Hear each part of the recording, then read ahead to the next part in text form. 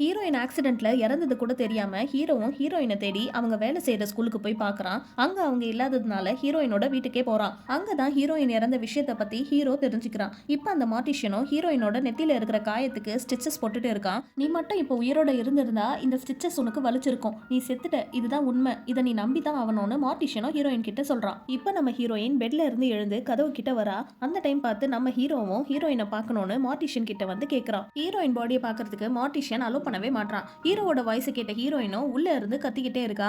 இந்த சத்தம் வெளியே கேட்கவே இல்ல. அதனால ஹீரோவும் மார்ட்டிஷியன் கிட்ட சண்டை போட்டுட்டு அங்க இருந்து கிளம்பிடுறான். இப்ப ஹீரோயினும் மார்ட்டிஷியன் கிட்ட யார் வந்ததுன்னு கேக்குறா.